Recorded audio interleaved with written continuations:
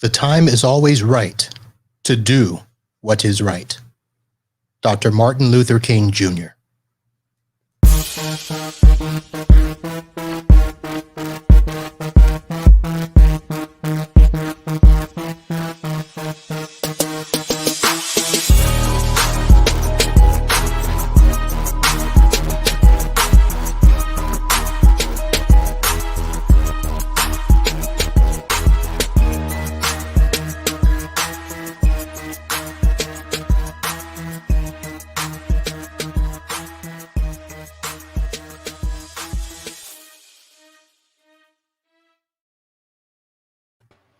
Hello, everyone, and welcome to another episode of Podnuts Pro. I am your host, Marvin B., coming at you live from the state of Florida, home of the Super Bowl champion Tampa Bay Buccaneers. Yes, I said that. And those of you that know me know I hate Tom Brady, but he brought us a championship. And yes, I'm closer to the city of Miami than I am to the city of Tampa. But any championship in the state of Florida, we will take. So thank you very much, Tom Brady, for bringing us a championship. So tonight, folks, we are here on Podnuts Pro. This is your podcast for IT business support, the show that we hope will help you run your business better, smarter, and faster. And on this show, we bring you products, stories, and tips, anything that we can do to help you run your business. A lot of times I need to bring on guests to help me do that, and tonight is no different. Tonight I am joined by Moez Tharani from Clever IT in Canada. Moez, how are you? I'm good, Marvin. Thanks for having me. All right. So, of course, we should probably start with the weather check because down here in Florida, it's hot. I had to turn on the air before we went live. How is it up there? Well, it is currently minus 38 degrees Celsius, which is minus 36 degrees Fahrenheit, I believe, for you folks. So it's a little bit chilly. It's cold. It's cold and snowing. Wow. It is 76 degrees here with a real feel of 77. Yeah. And there's a little bead of sweat right here because I didn't get the air turned on fast enough. So, I've got the heat turned on in the house. I've got a base heater right down here by my feet. So, I'm toasty now, but for all the wrong reasons. Okay. And I do want to acknowledge that the show is being live streamed both on YouTube and the Facebook. We already have a member in the chat saying something foul with Go Falcons. Don't know why. They couldn't finish a game a couple of years ago. So Tampa Bay is 2-0 in the Super Bowl, by the way, if anybody ever wants to know. Probably not. So, all right. So, Moez, let's get a little bit of news out of the way. And, of course, I mentioned that we are home of the Super Bowl champions.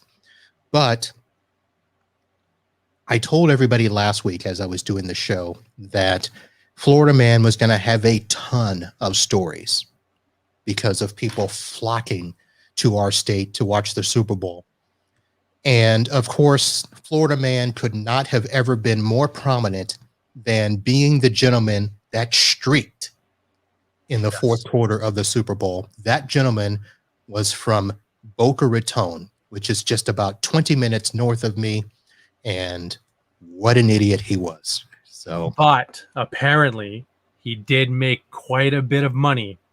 I don't believe that. I don't either, but that's what they're saying. That's what they're saying. That's what he tried to report and wants TMZ to come interview him. I heard that the gentleman that he pimped that website for did pay for his tickets. So yeah, I know tickets were expensive, so maybe that's what he got. But no way did he make $375,000 for that. Be a hell of a story if he did, though. If he did, Super Bowls will not be safe going forward. Yeah, that's true. No. Let's see. Here is another story that I want to say that a Florida man was arrested for punching his girlfriend. Why? Because she changed the channel during the Super Bowl. Oh, jeez. And this is out of Gainesville, Florida. And Thomas White was charged with felony battery for intentionally striking the woman against her will and causing her great bodily harm. So he's 55, and his girlfriend started to argue because she changed the channel away from the Super Bowl. Now, it doesn't say why she changed it. If it was after the first quarter, it could have been that the game was pretty much done. Pretty much over, yeah. But basically, White told the deputies that she was, quote, running her mouth, and it made him angry. And that she slapped him and swung at him, and so his action was self-defense. Don't believe that at all. Not for a second. But the reason he's really in jail is because that happens in Florida all the time, but she was pregnant. Oof.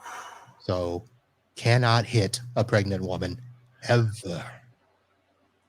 And another story that I'm sure many of you have really, just loved is that a Florida man used $7.2 million from PPP to buy a mansion, Maserati, and more.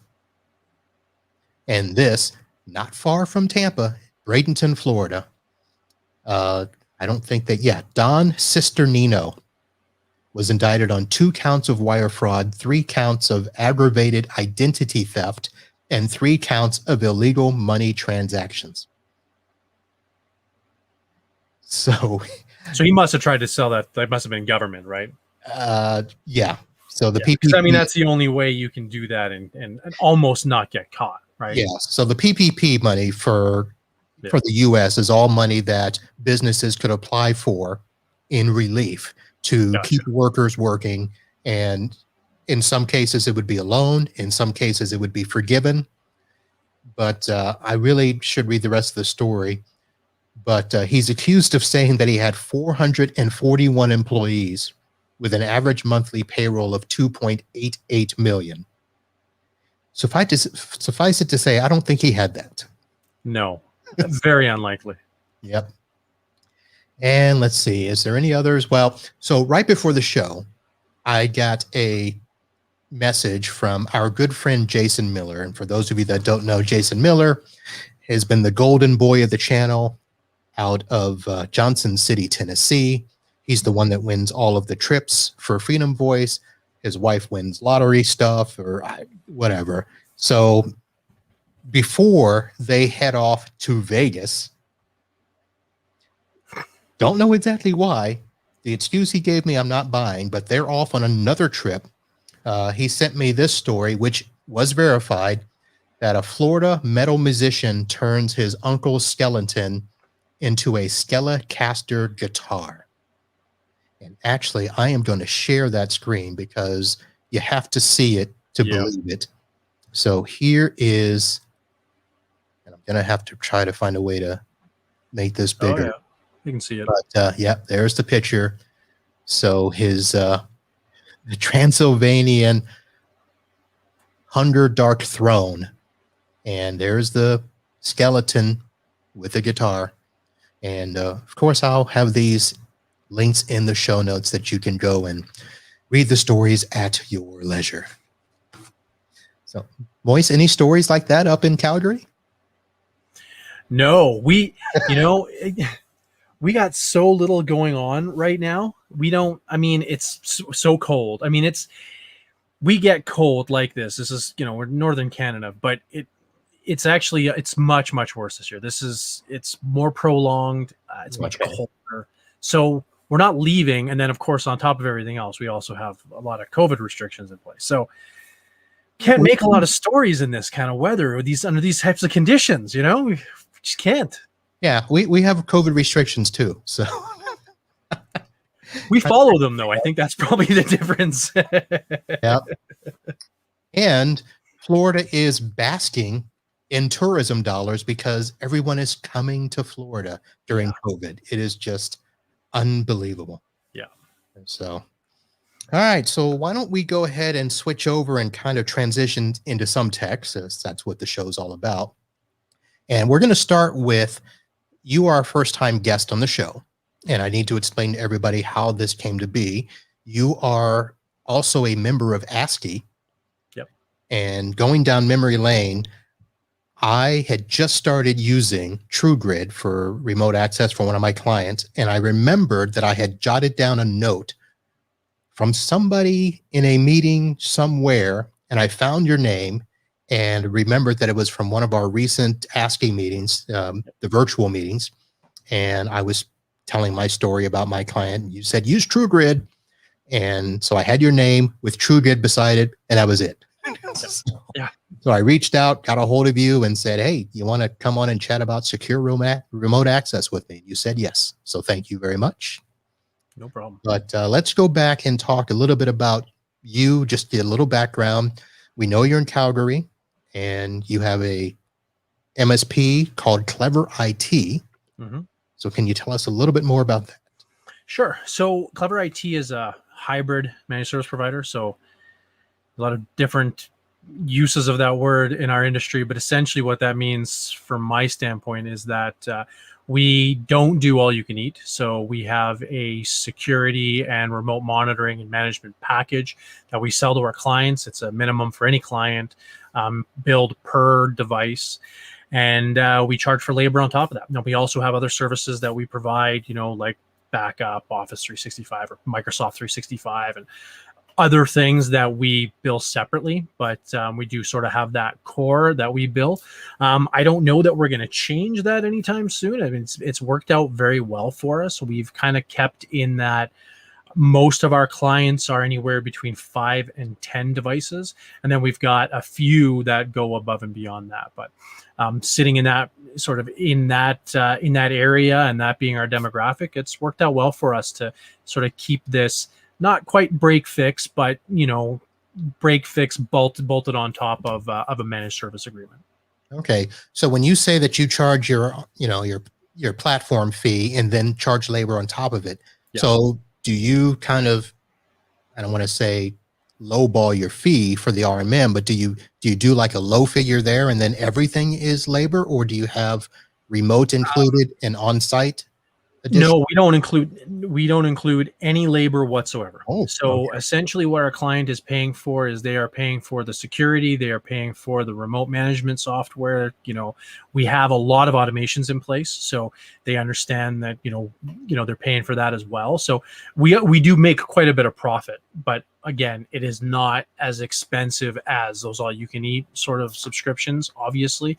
But yeah, that's the way that we've positioned it, and it has worked out really well for us. Okay, so do you include like all of your stack in that fee? So are you talking the RMM product, equipment you have on site like firewalls and switches and stuff like that, or is it just the endpoint? Yeah, so it's basically just the endpoint. We're a bit unique here in Alberta specifically, but Western Canada more broadly. There's a large ISP here called Shaw. They actually provide a very, very attractive package that includes Meraki hardware. And so it makes it very difficult. Like literally our clients will pay about $20 to $30 a month on average above what they're going to pay for their internet. And they get a full MX67 plus 3 wireless access points, no charge, all included. Plus the managed security offering that Meraki has that you're going to pay quite a bit more for. So because of that, we've really just partnered with the ISP. They give us almost full admin access. So we can go in and do firewall changes. We can basically change almost anything. We just don't get like API access. So as a result, there's no incentive for us to package up and put our own equipment in there. We can't really compete, really is what it comes down to. Wow. That's got to be, I mean, that would just kill some companies down here. Yeah. And it's made it really difficult for companies in our area that have really focused on that to get any kind of wiggle room, right? It just doesn't make sense financially. You're not going to be able to compete with what they're doing. So is that something that they've done recently, or has it been for a while? And do you know how that been for a few years now? Okay. Yeah. Wow. That's amazing. So somebody had to go to them and say, hey, look, you want to get a corner in the market, throw in the equipment and charge a minimal fee, because Well, I think because of the fact that it's owned by Cisco, and Cisco basically provides a good a chunk of the cable modems, the infrastructure that's in place almost all the way to the home, right? Right. I don't think it was really difficult for Shaw to basically go and say, hey, you should give us this equipment for free. Yeah. Okay. That makes a whole lot of difference. Yeah. Okay. Yeah. Wow. Yeah. Cisco sucks. Yeah. Yeah. All right. So, in terms of everything else you do, and I saw on your website when I was looking at it earlier, so you claim a lot of AI, Yes. a lot of artificial intelligence. So it looks like that is like the core of what you guys do. So, I guess percentage wise, how much have you gotten your business to be AI driven? Well, and truth be told, there's quite a bit of marketing in there. It's essentially where we're headed. We're not 100% there. So we use Envirosoft's IT support panel. So all of our clients are encouraged to open up tickets through that, and that to be their entry point into dealing with us. It works out very well. The whole AI portion is there is some functionality in place that allows a client to get access to information more easily. Like we've got hundreds of existing knowledge base articles that we've created personally, including videos and whatnot that we can send to clients. Some of that is programmatic, but not as much as we'd like. Eventually it's going to be more, and that's really on Envirosoft. They're working on some more functionality that's going to allow for really a much better artificial intelligence driven items, like basically reading the text of what the user has submitted or is about to submit, and then offering up articles. That's kind of where we're heading. It's really that sort of self-help methodology, right? Interesting.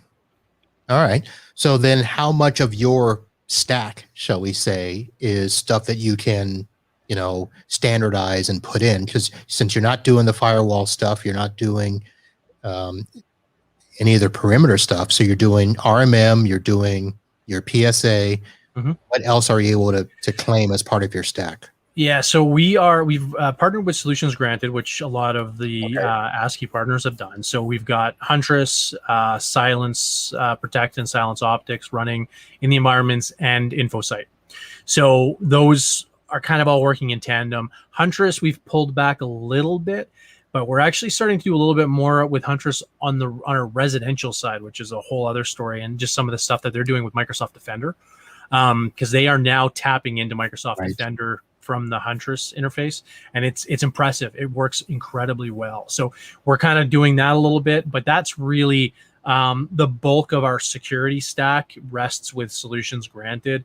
And because of the fact that they're providing basically a SOC to us, that's a big part of our marketing as well. All right. That all sounds really interesting. We'll have to talk more about that another time. For sure. So in terms of, let's say this, let me just ask you a random question. So a lot of businesses during COVID kind of struggling, redesigning themselves. So a question I like to ask sometimes is, if you were to get that big fat cow client, or some way where somebody dumped a bunch of cash on you, what is something that you think you would purchase for the business, and why?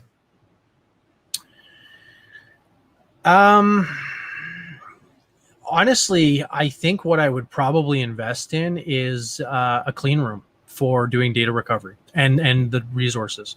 Interesting. Yeah, we do a little bit, very, very basic now. We actually have Rapid Spar. I'm not sure if you're familiar with that, but Rapid Spar is basically a little sort of portable data recovery tools from the same guys that create Deep Spar. They're actually a Canadian company. And we actually invested in one of those, and it wasn't cheap. It's a few $1,000s, but it's super, super handy to be able to do an initial diagnostic to figure out if the hard drive is so badly damaged that you can't do data recovery, or if it needs to have, head swap, that kind of stuff. And then we pass it along to a data recovery lab. And with how important data is becoming in residential as well as in business, and how few people there still is not a big enough adoption of backup. we are seeing a lot more data recovery. So, for me to be able to keep everything in house, you really need, if you want to do that for data recovery, you got to have a clean room, and you got to have the right resources who know what they're doing, and that's not cheap. So Interesting. To be honest, I've only had to send out a drive for recovery one time in 23 years, which, I mean, may or may not be good. I've had opportunities where people said, oh, we know it's going to cost too much, don't worry about it, because the data wasn't that important to them. So, I mean, how much data recovery are you actually doing? Well, we're not doing a lot, but we're also not promoting it, right? We're not going out and looking for those customers. But I do have close relationships with a couple of local data recovery companies, and they are struggling to keep up. Oh. They get so much right now. Wow. And really it makes sense, because if you think about it, there was a big rush, right? 5, 6, 7, 8 years ago to buy computers, right? Broadband became more widely available. So people went out and bought computers. They're storing all that stuff. The shelf life of those hard drives is now starting to die. Yeah. Right. I mean, they're all starting to die. And so we're seeing a lot more, and our partners are seeing a lot more as well. Interesting.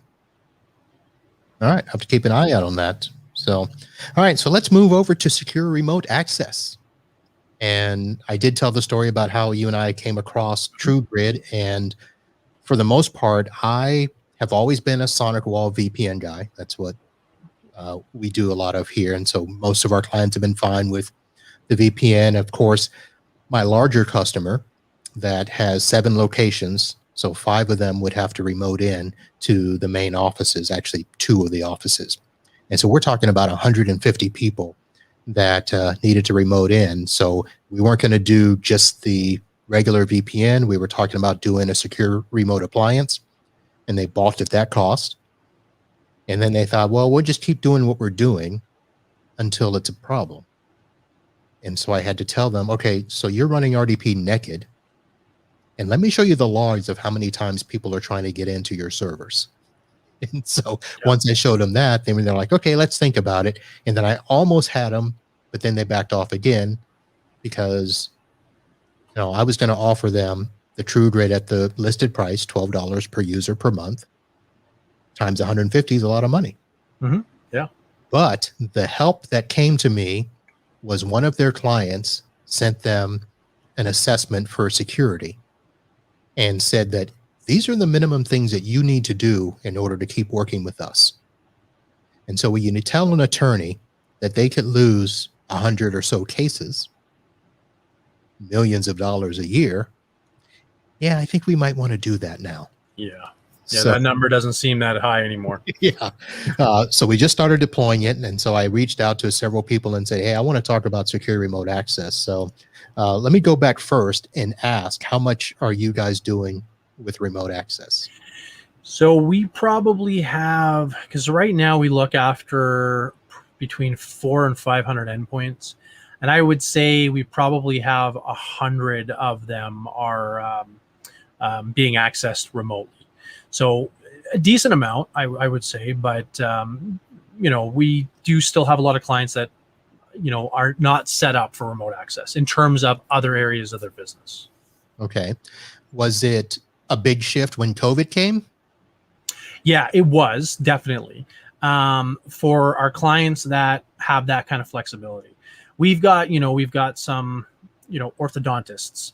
There's no way they're working remotely, right? I mean, there's a couple of staff members who have remote access, but yeah, for the most part, yeah, that's not happening. We've got a couple of plumbing companies, right? They say their phone systems don't support it. Now they've all now started looking. They're all going, okay, we've got to now move to a different solution for the phones that are going to allow our people to work from home, right? So they're getting there with some other areas, but yeah. All right. So let me ask this question real quick. Was it harder to sell remote access before COVID? Yes. Okay. Yes. But we don't sell remote access, and we have not sold remote access. No, because it's included in our stack. Really? Yeah. Now, part of that is the fact that we get TruGrid for significantly less than what you're paying, right? Because we are under the original ASCII deal from 2 years ago. Yes, I remember that deal. It's a nice deal. I didn't do it. Wish I had. Yeah. So as a result, we've been able to include that in our stack. Okay. So is that the only remote access solution that No. We also use Splashtop. And so a big reason for that is that, and this is sort of one of the negatives around TruGrid. It's, if you're looking at non-Active Directory networks, and that comprises a big portion of the endpoints that we manage, TruGrid is quite a bit trickier to set up. So as a result, in those cases where we just kind of want to be able to give, quick remote access to an employee who wants to connect from home, Splashtop is generally working better for us. We already have it enabled on all of our endpoints, so it's easy for us to go in, add the user, make sure that we've enforced two-factor authentication, and they can basically remote in. But it doesn't do, multiple screens very well or anything like that, whereas TruGrid is a lot better. So there's different reasons for us kind of going down different roads outside of the non-Active Directory piece, but those are basically the two that we provide. Okay. So you went ahead and mentioned, I was going to ask that later, but you mentioned a negative to TruGrid. So Yes. when I set up TruGrid, I was actually quite surprised at how easy it was. So from your perspective, tell me the pros and cons of TruGrid. It is easy if you're Active Directory. So if you are setting up TruGrid in a client that already has a server and they've got Active Directory, they got a domain controller, you're right, it is easy, right? You install a piece of software, you make sure the users are part of the right group, you make sure the computers are part of the right group, you log into TruGrid, you assign, ready to go, off to the races, very straightforward. The problem with non-Active Directory is TruGrid still needs Active Directory for authentication. So you need to host your own Active Directory. Now, it doesn't need to be like, it's not publicly accessible, but it has to be connected to the internet for the TruGrid agent to talk. And then you have to go in and set up the users in Active Directory.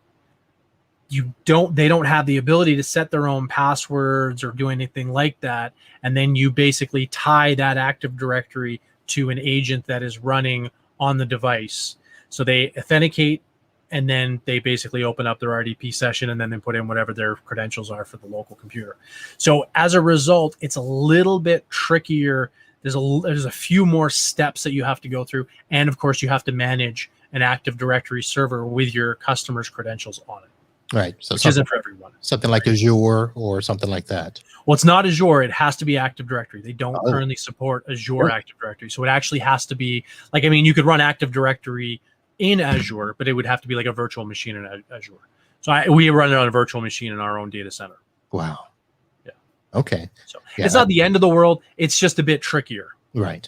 Because that's not my experience at all. Because I literally signed up, did the trial. Did the demo, and 20 minutes later, I'm in my customer's Active Directory. We're doing what you said, connecting all the users, putting them in groups, and actually, it's once I do that portion, the thing I liked about TruGrid is I could give the office admin for that customer. I gave them admin rights so they can go in and do the assigning of users to machines and stuff like that, which that's one thing that they love. For some reason, they want their hands in IT, which defeats the whole purpose, of having an IT department. And look at that. Somebody trying to call me after hours. Ignore that. So, but you're right. I guess with an Active Directory, environment, it would be easier. Interesting. Yeah, and it is. So, again, not the end of the world. It's, certainly, can still be worth it because it is generally a better experience, right? To a certain degree than Splashtop. You can set it up to support multiple monitors. So if the person is at home and they've got two monitors and they want to connect in and they've got two monitors at their office, they can duplicate that from home, right? Right. So it works very well that way. Okay. So some of the settings that I did not look at in there where I know that you can do things with, you can redirect the sound, you can do some other stuff, but it doesn't look like there's a ton of settings in there for one-offs with customers. The multiple screens is the one thing, the sound is the other. Printer redirection seems to be fairly simple.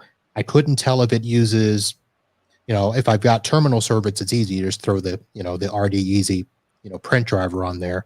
But for desktops and stuff, I did not look in that. So do you have a lot of people that are redirecting printers and all that stuff? Only a handful. Okay. Yeah. All right. Okay. Now, of course, this is going to be horrible because you got in on that ASCII deal, which was, let me just say, folks, it was nice. You guys are probably paying half of what I'm paying. No, less, much less. Much less? That'd be my guess, yeah. All right. So, folks, let me say this. We're going to do a side note. We're paying pennies an endpoint. Folks, if there's ever an announcement or a promotion or marketing I can do for ASCII, this would be it. If you're paying pennies an endpoint, where I'm paying dollars. Yeah, I sat on it when I bought it. I sat on it for probably 12 months before using it. It was cheap enough. It was like, yeah, all right, I'm just gonna sit on it, and it's paid off now, right? Yeah, very nice, very nice. Wish I'd have done it. That's hindsight's 2010 in this case. Well, so aside from that, before the ASCII deal, were there other solutions you were looking at, outside of Splashtop when you were doing secure remote access, and what were the factors that you were considering? The only thing that we were looking at, to be completely honest with you, is RDP over VPN. That was really it. And we thankfully, we have never promoted direct RDP. Like, we've brought on a number of clients that are doing that. We've brought on clients after they got hit with ransomware, and it was because of naked RDP. But thankfully, we've never promoted it. Even when it was acceptable, I was like, no, this just doesn't feel right at all. So we never really promoted that. So it was really always, RDP over VPN. Yeah, this was one of those scenarios where we inherited it, and this customer was kind of doing half of their own IT. So it was something where we wanted to come in and change it. They said, nope, we like it. And even though they have had some scares, they still didn't do it.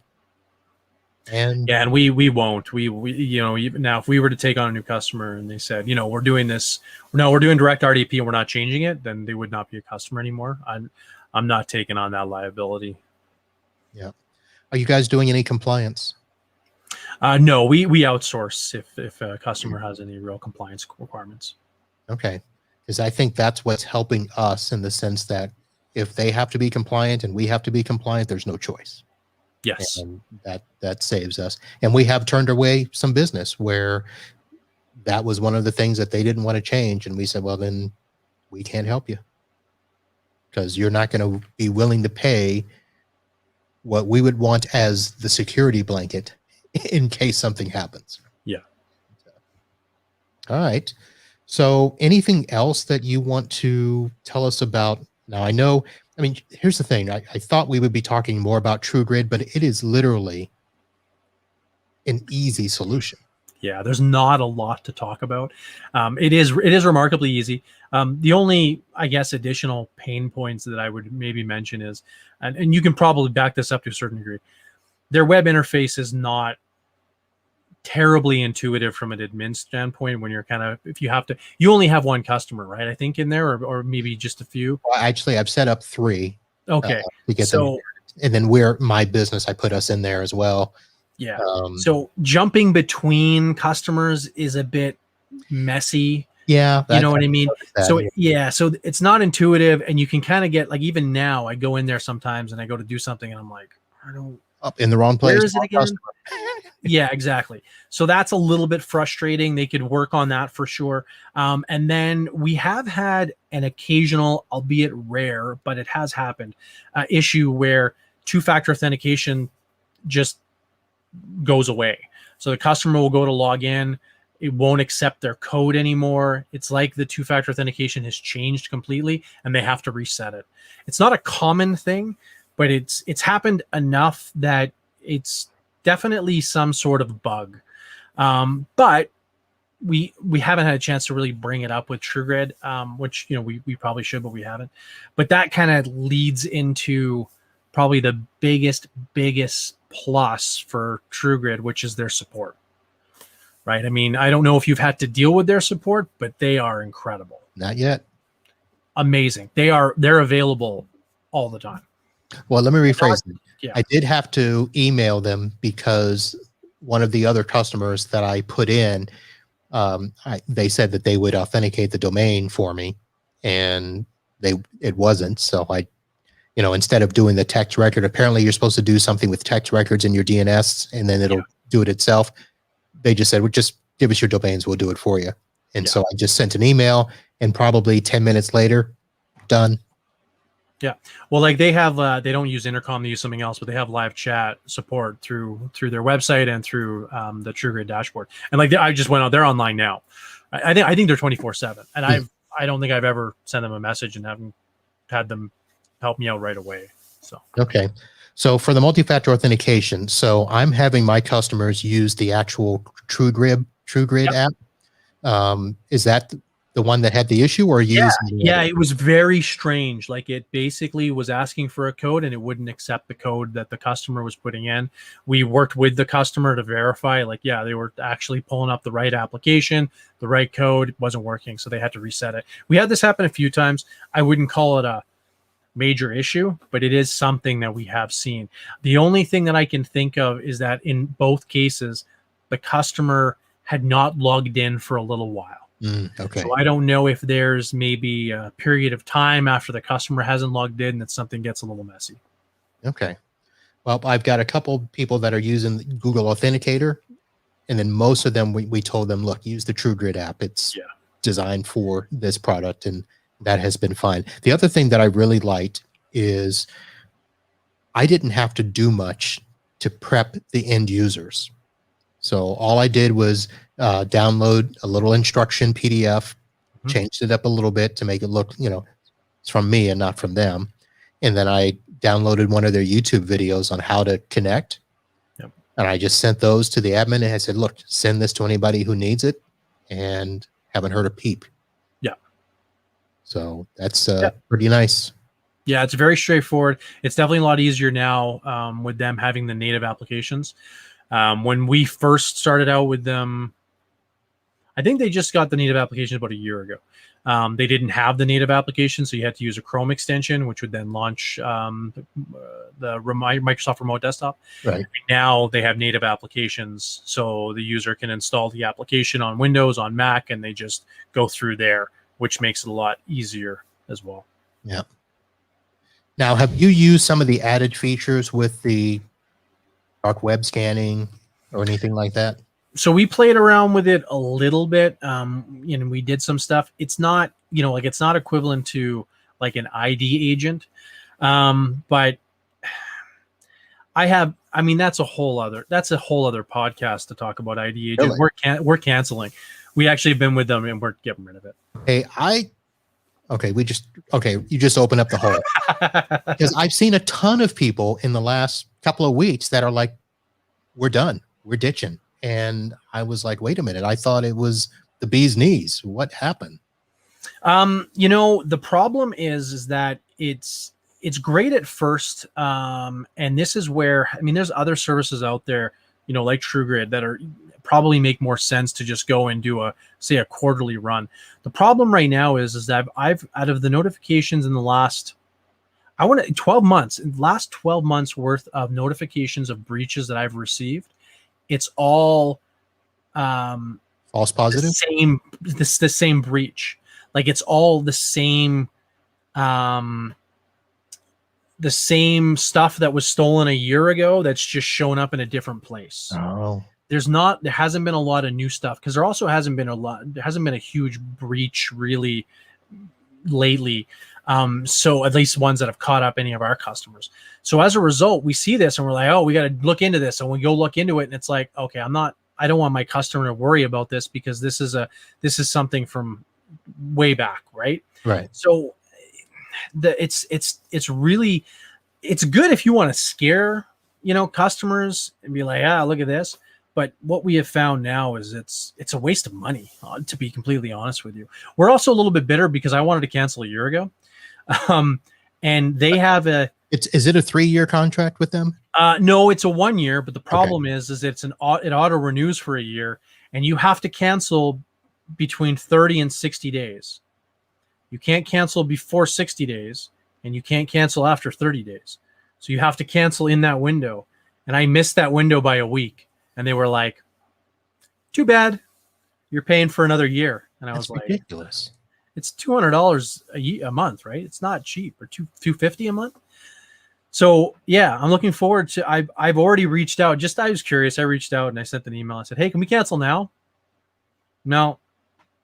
Between 60 and 30 days. I'm like, all right. So I've got reminders in my calendar. Wow. Like, sure, cancel. Okay. That's the other thing too. I think is I'm also just kind of bitter because they were nothing. I was like in the middle of a pandemic, right? And they were like, it's like, can you reduce the cost? Do anything? No, because our renewal is in June. I heard that as well. Yeah. So we're like, all right, well, we'll talk in a year. So yeah, I've got to reach out to them. We were supposed to do a podcast, and then of course I've had Rocket Cyber on, Blackpoint Cyber, and I guess the new favorite now is Cyberfish. Yes, we actually just signed up with them. Yeah. Okay. What do you like about them? Because I haven't looked them up. I haven't talked to them, but they're on my radar. Yeah, so the price point is nice. I'll be honest with you. They have it's a really attractive price point. It seems to work quite well.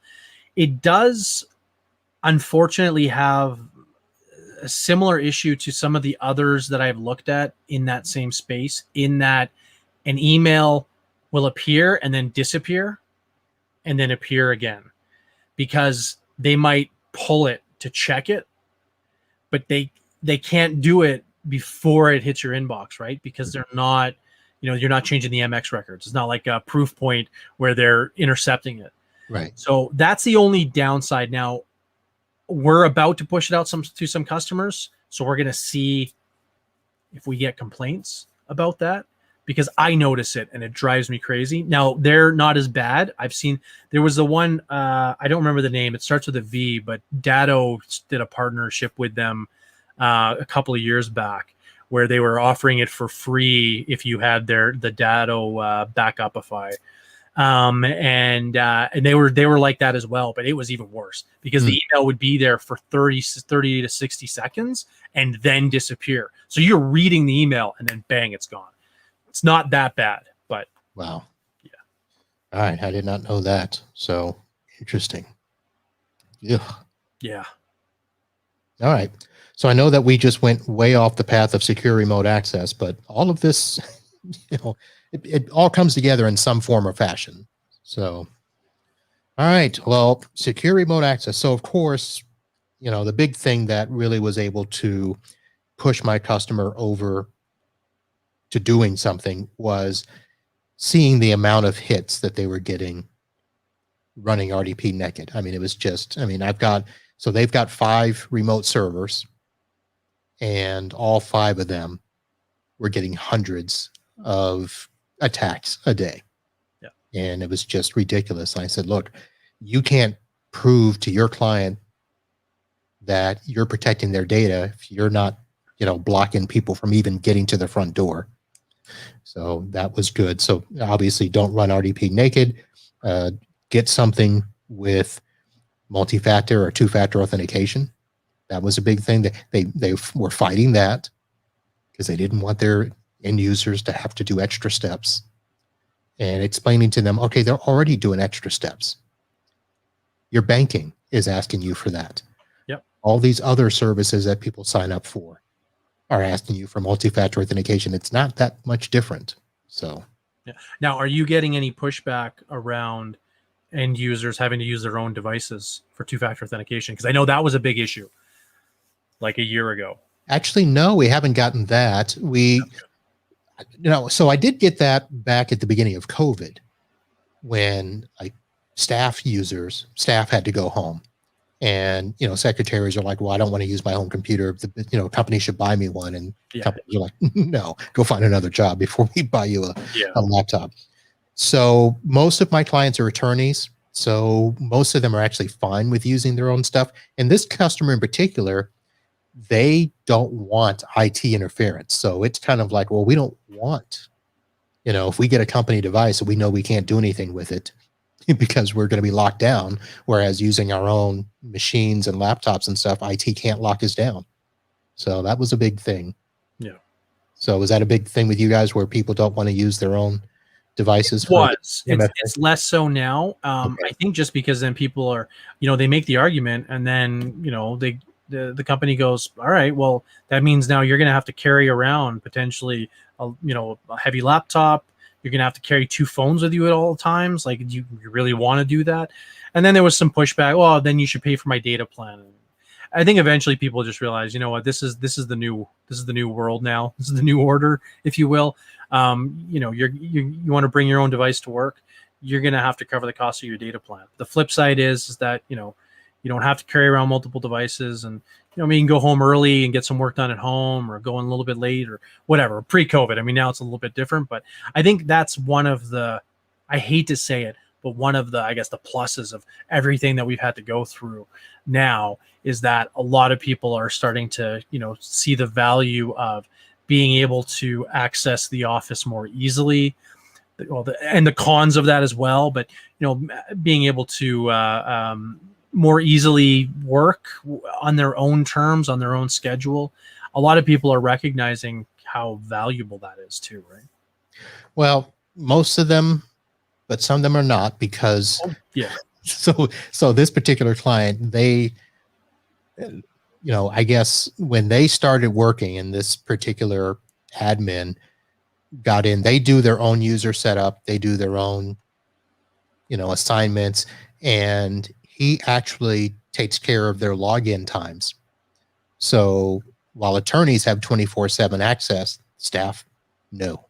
Yeah. So they literally can't log in before 8 and can't log in after 6, no weekends. And I've got an audit set up on their system, and it was set up for other reasons, but I get all the emails and stuff. Anytime he changes somebody's hours, I get an email, and I'm like, oh. And it's almost daily that he's changing somebody's hours. I'm like, why don't you just open up the hours and, let them work? Funny. But interesting that you were talking about the pushback, because it's funny.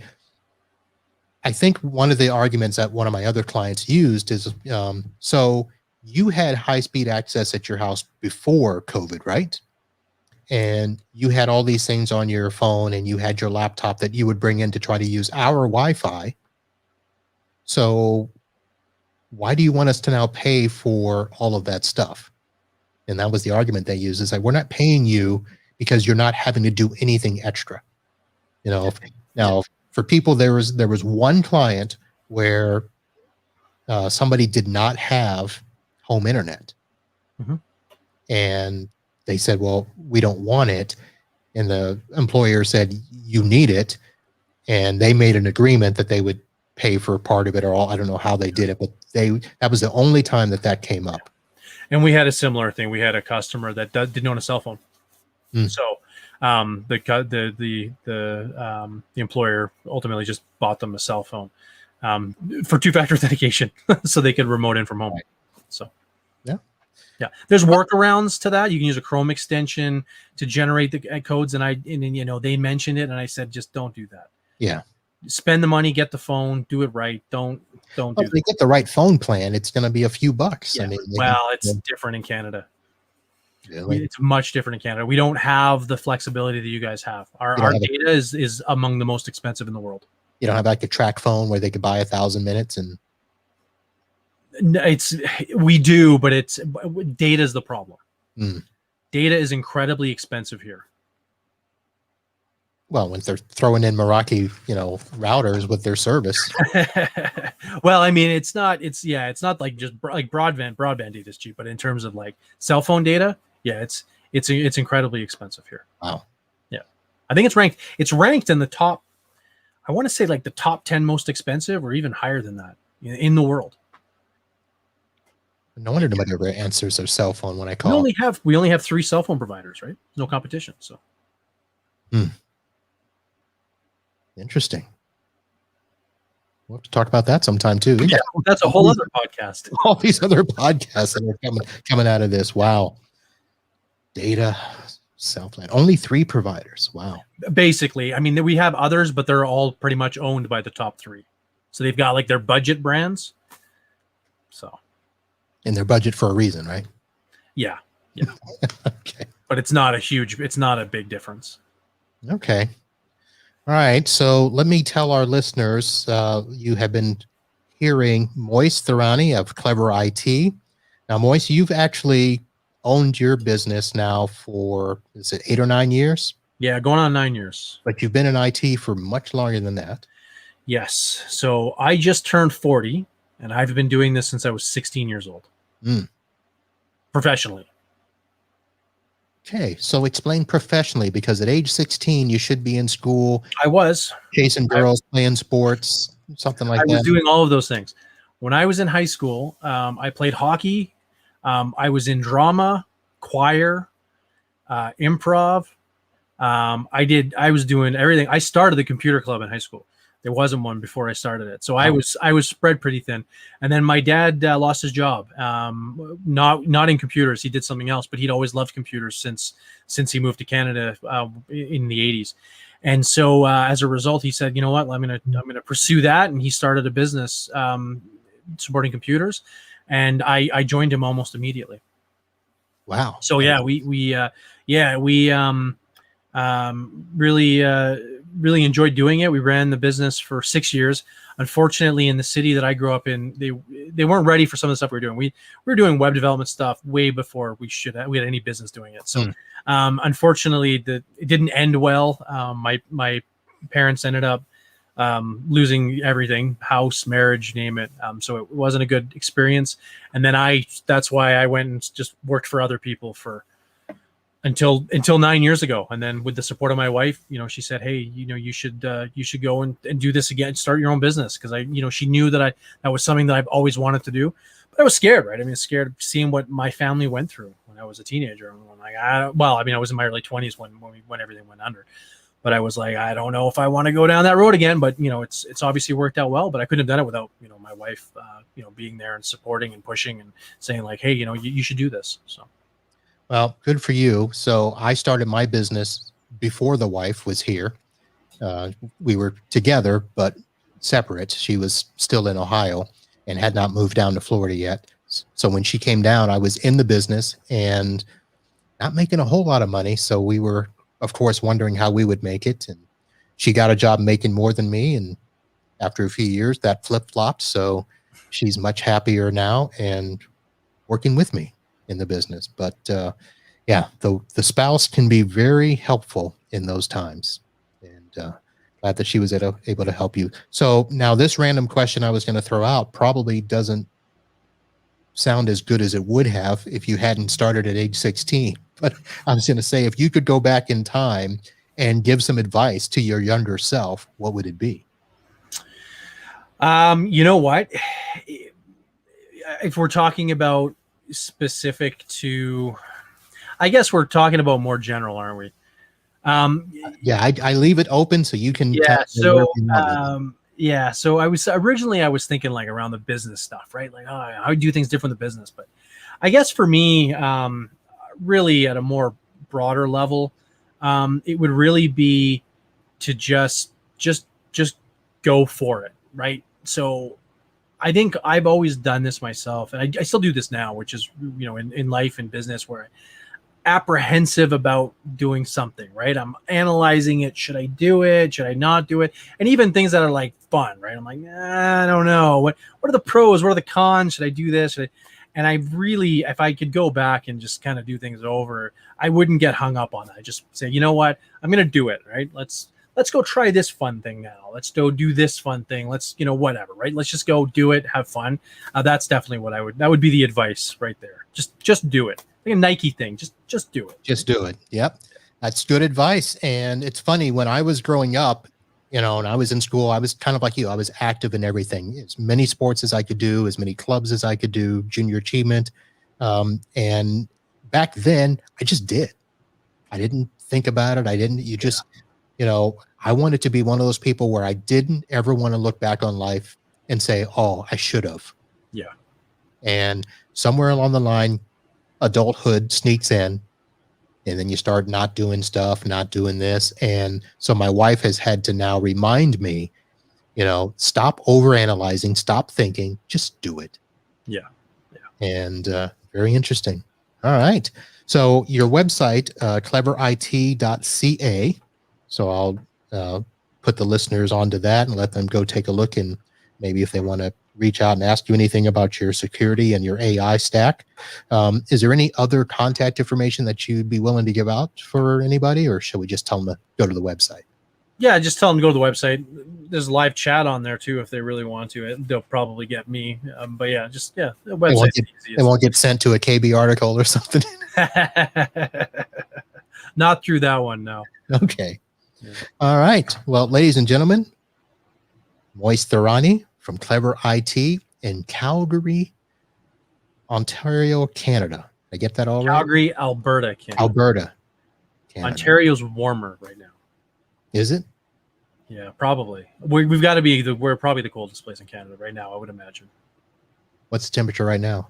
Did it drop any more while we were talking? Probably. Hold on. It warmed up. It warmed up by 2 degrees. Really? T-shirt weather. So we're down to 75 with a real feel of 76. Yeah. So,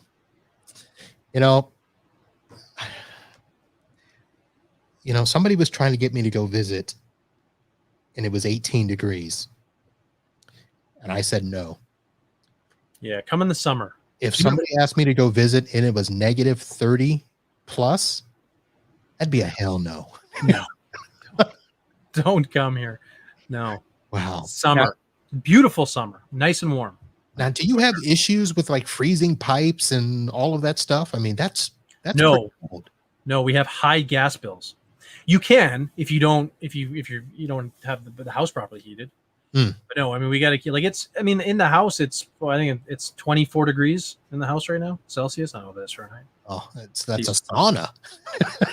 You have to though. You have to have it that high. It doesn't feel that hot because you got the cold around the house. Mm-hmm. But you got to keep it. You got to keep it at least 22 plus. Wow. Yeah. Okay. Things to know. All right, Moez, thank you for coming on the show, and hopefully we'll have you back to talk about some of these other things that have come up that are going to be quite interesting to people. That would be great. Thank you very much for having me. So for those of you watching, thank you very much. We will be doing a post show. Moez is going to stay with us through the break here, and we'll be on, and we got to address the comments that were put in the chat. One of them that says Canada only has 3 schools he had to work. So we'll dissect that when we come back. Please join us every Wednesday night at 8 p.m. for other episodes of Podnuts Pro. Folks, I actually have a full schedule through the end of March. And let me actually do this. I should have done this at the beginning, but hopefully you've stayed through us through the end here. March is going to be the month of No Marketing Marv. And for those of you that have not been with the show for quite some time, back in 2019, I was dubbed No Marketing Marv because I really don't. But March will be the entire month where we will focus on marketing. And we'll talk about all things marketing to help grow your business, all things that IT shops, MSPs should be doing to grow and market your business. So that is going to be a very special month. I believe it's going to be 4 weeks out of the 5 that will be doing that. So you'll want to pay attention and hear what No Marketing Marv is going to learn that month. All right. That is going to do it for this episode. Thank you very much for downloading and subscribing. You can always head over to podnutspro.com and listen to some of the past episodes. And every Wednesday night, like I said, you can come here around 8 p.m. go to podnutspro.com/live and watch us on YouTube or the Facebook. Follow me on YouTube or the Facebook, and you'll be notified when these shows are happening. And that's going to do it. So until next time, holla.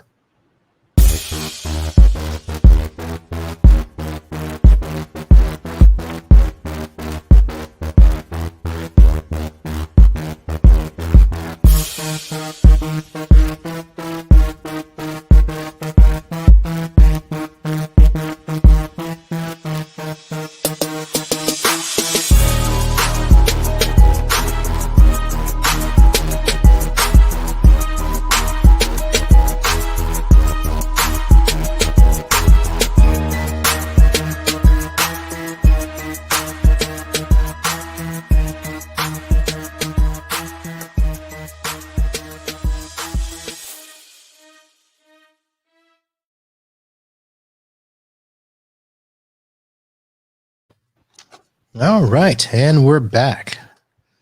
So that wasn't so bad, was it? No, it was good. I enjoyed it. I mean, I hope it was good. It felt good to me. Some people might think differently, but I thought it was all right. Well, we'll see. So I just saw this quote in the chat. I didn't realize I had missed it.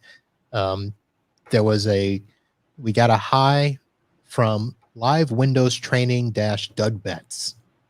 And that was my last tweet in the chat. But then I saw right below that it says Canada only has 3 schools he had to work. So I assume we were talking about your growing up and all the stuff you had to do. So is that meaning like colleges, there's only 3 schools? No. Chris is Canadian, I believe. I'm pretty sure Chris is Canadian. So I think he's just having fun. But ironically enough, the city that I grew up in only had 3 high schools. So okay, yeah, but no, it wasn't. So the comment there is probably more around the fact it's the same thing. Like, all Canadians live in igloos, right? You can because we could have kept you going on that, right? Marvin? We could have did. Yeah, there's only 3 universities in all of Canada. I mean, no, there's 3 universities in the city I'm in right now. 3 real cities, right? There's only there's Toronto, Calgary, and Quebec, right? Yeah. Well, yeah, exactly. Yeah. So I mean, it's obviously it's small. We got a smaller population, but no, I mean, to kind of. Yeah. Chris was. I saw Chris's comment there. Yeah, he definitely was messing around.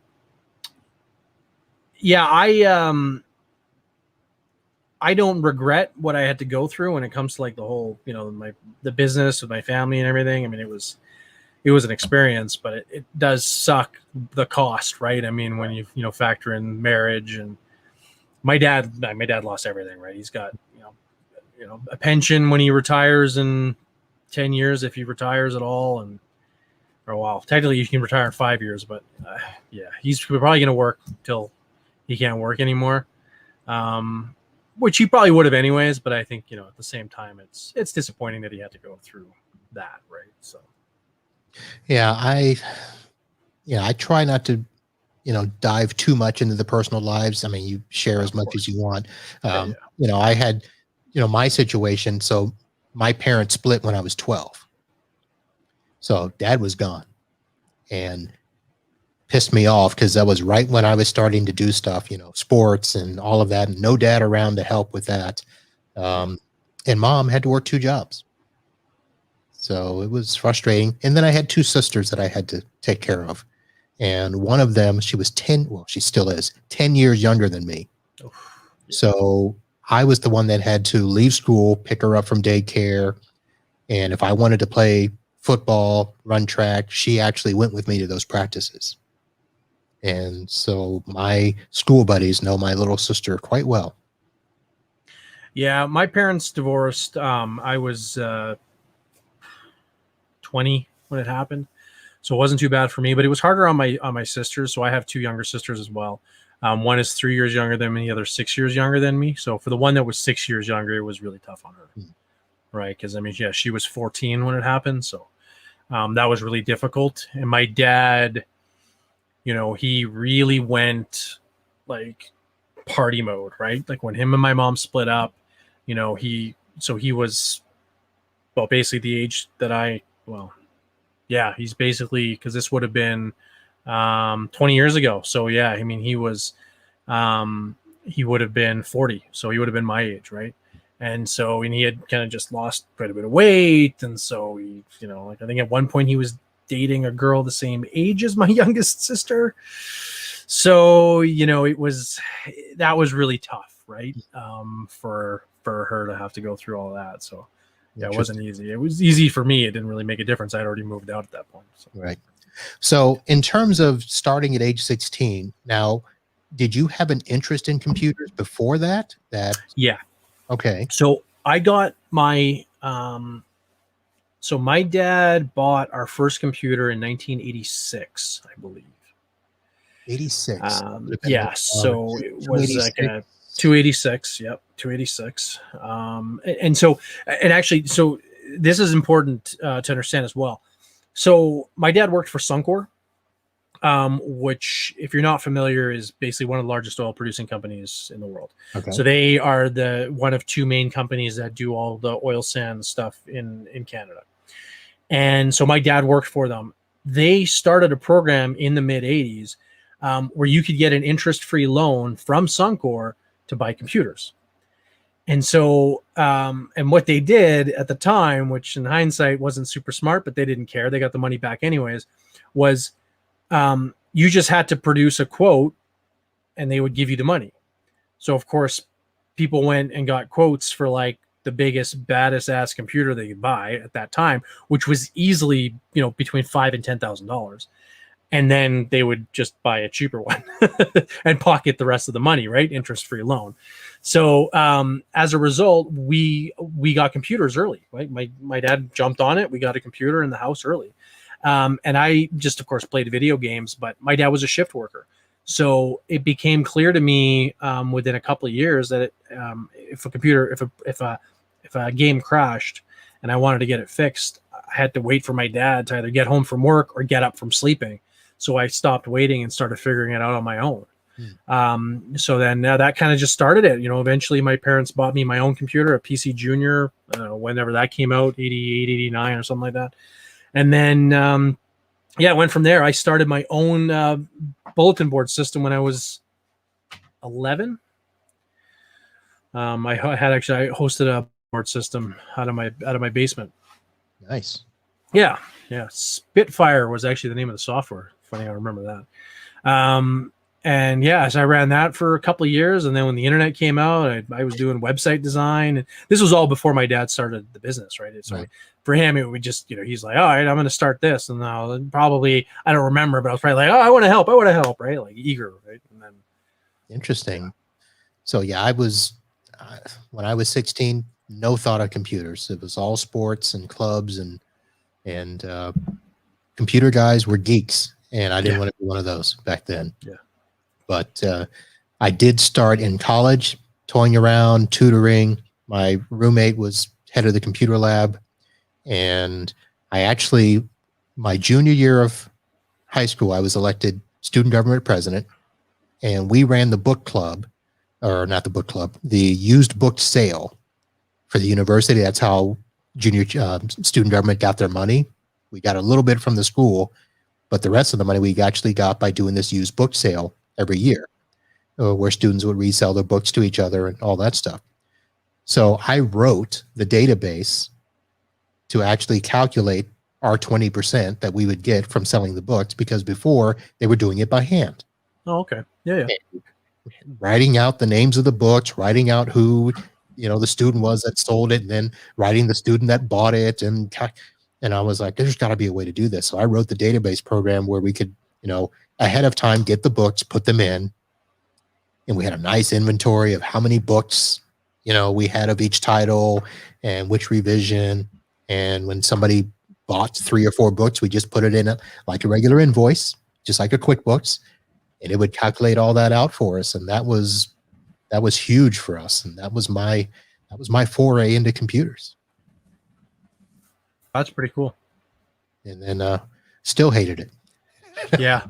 See, for me, I always loved, always loved computers. So it kind of helped me a little bit too. Cause I got picked on a lot growing up. I was bullied a lot. Basically because of the fact that I had a weird name and because my dad was brown, and in the city I grew up with, there were many brown families. So it was, and I mean, I'm clearly not of a darker complexion because my mom is like see-through how white she is. But my dad's half East Indian. So I got bullied quite a bit. But then I kind of got bigger than a lot of the other kids fairly quickly. And so when I played hockey in high school, I threw my weight around quite a bit. So, and then, doing the computer stuff. And then I was in drama right away in high school because I was really interested in that. Then I joined choir for a girl.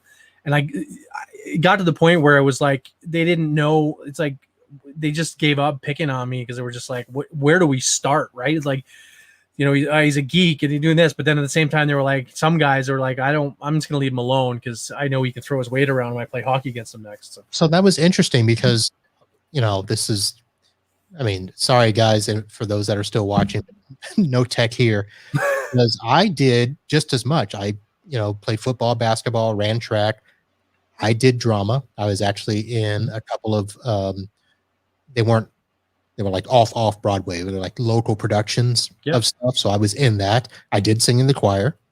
I went to church and sang in that choir, and I was working at a department store, and I was, for one summer, a model. But I don't ever remember getting picked on doing all those different things. So very interesting. Yeah. Where I grew up is a weird place. It was a lot of stuff. All it really took, to be honest with you, was to have a different name for me. That was it. And the beginning of every school year was a nightmare. New teacher, no idea how to pronounce my name, and they would butcher it for a while, and it would just, and that wouldn't help, right? They get up there and they do attendance, and it would be Moses, Maurice, Moish, like you just stuff that even to this day I'm like, how did you get? It's 4 letters, right? Like, okay, Moez, Moez. Or just, if you just say Moez, Yeah, but they just butchered it, and that didn't help. So it was a lot. It was a lot to get harassed about, and then and there was a lot of racism in where I grew up as well. It was a small town, right? 430 kilometers north of the closest city. So, all right, that I get, obviously. Although I didn't experience as much racism. My dad was in the Air Force, so wherever we went, it was, Air Force was pretty much interracial and okay. Yeah. Now the city that I grew up in for high school and stuff, that was pretty much, white bread retirement areas. But I was good in sports, and I, talked like them. So if I talked to somebody on the phone, they didn't know. Yeah. Yep. Very interesting. Let's see. What else was in here? So most of the chat looks like it's Chris. So Chris, by the way, Chris, if I remember correctly, Chris is from Lower Alabama. So Chris, if you're in the chat, let me know if I got that right. I don't know the exact town, but I think it's far enough down in Alabama that if I drive west from Florida on I-10, we would go pretty much close to where he is. So Chris, let me know that. The reason I remember that is one of the previous hosts and I were talking about driving from Florida to Louisiana, and I was flying into Pensacola to go visit the home of App River, which is right off of there. So, he says he's in Middle Alabama. Okay. I don't know how big Alabama is, but that sounds like I was way off.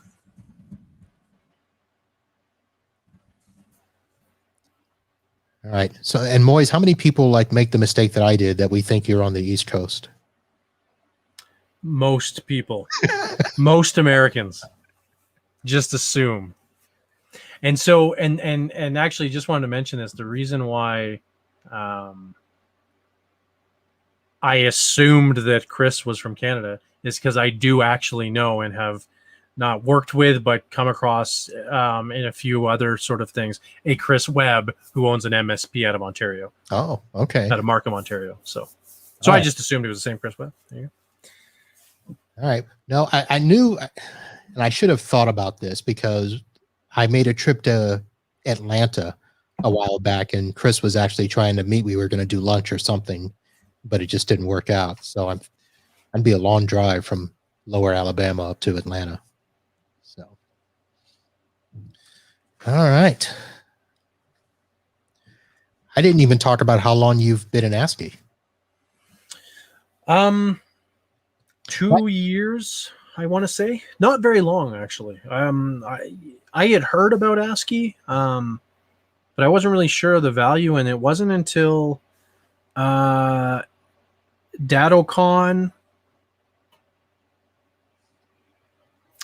I want to say Denver. So I think that was coming up on 3 years ago. Okay. Is when I was like, I'd heard some more stuff. I think they had like an ASCII thing, and I went with one of my MSP buddies, actually from Ontario. I went along with him to check it out. Like going to a cult meeting. I was like, all right, let's check this thing out. And I was like, all right, I'll drink the Kool-Aid. Let's try this out. And then signed up shortly thereafter, and it's been worth it for us. I mean, not just, the TruGrid thing alone. Like I'm looking at their pricing now. I think their regular pricing right now is like $25 a user, I think is what I thought somebody had said to me the other day. Is their regular price? No. It's listed price is $12 per user per month. That was their basic, and then they have a business version. Oh, that's right. Yeah. 12. Yeah, my bad. Yeah, $12. Okay. So anyways, when I saw that, I was like, holy smokes. I don't know. Is this part being recorded, or are we just doing the live to everybody who's here? It will not make the final show, but it will stay on the YouTube. That's fine. That's fine. As long as it's on the feed, I don't care. So right now, hold on. I know it's gonna piss you off, but I'm gonna. Well, it's funny because I was just trying to look and see if there was still a deal that I can go back and say, can I get this? But I think the deal is. Now, I think there.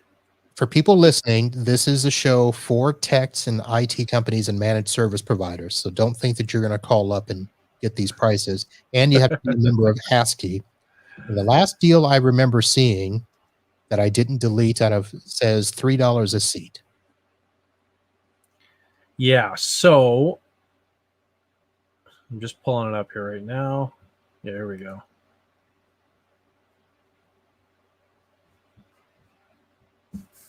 Where's my calculator? Yeah, so I'm paying 33 cents a seat.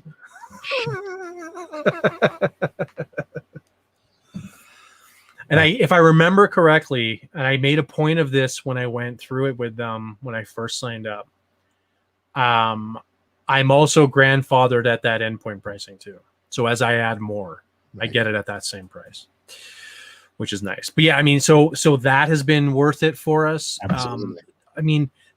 But even beyond that, like our insurance, I think our insurance that we get through the ASCII group, through Hub International in Canada, is my cost saving on that pays for my ASCII membership versus what I would pay through any other provider. I don't even know. So the wife does all of the dealings now. I know we've had to change insurance, but I think we originally started out with the ASCII one. I get all the discounts with the distributors. We got, did we just do, so our health insurance we did with them, our liability insurance. I don't know if that's with them or not still. There's something else we were doing with them. So ASCII is definitely worth it for discounts alone. But the bigger thing that sold me on ASCII was all of the, I don't want to say unsolicited help, because if you ask for it, you get a lot more response than you plan sometimes. And, one of the first things that I asked for was help with Ruckus Wireless, and a gentleman out of Miami who's, 20, 30 minutes away from me said, yeah, I got one here. Just meet me. I'll give it to you and use it as long as you want to try it out. Just handed me an access point. That was how we met. Yeah. And Yeah, that's pretty awesome. The haven't seen community has been incredible. Like I've gotten so much help myself. We don't have there's not a lot of other ASCII members here in Calgary. There's a few, but there's not many. So we don't have as much of that. I know there's more of that in different states and in Ontario, obviously, where you're going to find a lot more local help, that kind of stuff. We don't have that as much here, but I mean, yeah, just the advice has been great. Being able to go on there and post, and I try to keep an eye on the mailing list, if you will, and the new app or whatever, just to see what's there, see if there's stuff I need to know, help out where I can, obviously, as well. Yeah. I'm looking at a question here in the chat. Do you resell VoIP systems? No. So we signed up with Ring Central, and we're going to be dumping them pretty quick here as well. We don't really do much. Part of that as well is same problem. So Shaw, who's our local ISP that does all that Meraki stuff, they also have a pretty decent smart voice product, which is reasonably priced as well. So that's also been a little bit tougher. And we also don't have there's not a lot of different competition in Canada for that as well. So we don't have a lot of the different options. The big problem that I've seen as well, like I would love to use Teams. The problem though is that Teams doesn't do SMS or MMS. And I know it doesn't matter for some, but we have a lot of customers that do text us and send us, pictures and stuff, right? We obviously try to channel our communication through, our app and all that kind of stuff. But sometimes that isn't an option. Sometimes it's easier for a customer to send us a quick text or to send us a picture via text, and losing that by going to Microsoft Teams, that just can't happen for us. So we're actually currently looking at OpenPhone though to use internally. I've heard some good things about it. It's all built on top of Twilio. Really? Yeah, it's reasonably priced. They got a basic subscription of $10 per user per month, and then their regular subscription of $25 per user per month, with the difference being that the $25 plan gets you better IVR functionality. You can still build an IVR with the basic, but you can build a better one with the more advanced one or whatever. So I'm on a trial with them right now, but we might switch over to that month to month, try it out. Now, does that it looks pretty slick. That include the phones, or is that just the service? No, and they might not even support a soft phone, to be honest with you, but a physical phone. They've got, it's all app based. I don't even with Ring Central, we don't have physical phones. Everything's through our cell phones. So. Oh, okay. Yeah, every one of my customers, we are still supplying physical phones. Yeah, and our customers would, but we're not in there. It's been tough for us to try to break into it. I've got some colleagues here that are doing it. And having some luck. Loop is a good one as well. They're based out of the States, but they get a pretty good presence. And I've got a few colleagues, couple here in Calgary, that have been deploying through them. I did a demo with them. I actually have one of their phones hooked up onto a line, but it never rings. I don't use it, but they just said keep it. I was like, all right. So they seem pretty good, but again, it just, most of our clients that would look at doing that, they need reliability, and I don't know if I want to take on that liability, right? We got dispatching and healthcare, and they just no. I don't want to be getting the scream in the ear if something goes down. I'd rather them call somebody else for that, right? All right. I've never heard of Loop. I'm trying to look them up right now. Yeah, so I'll send it. It's they've got a really good, I think they're channel only. It's Loop Communications, I believe. Hold on. Yeah. Let me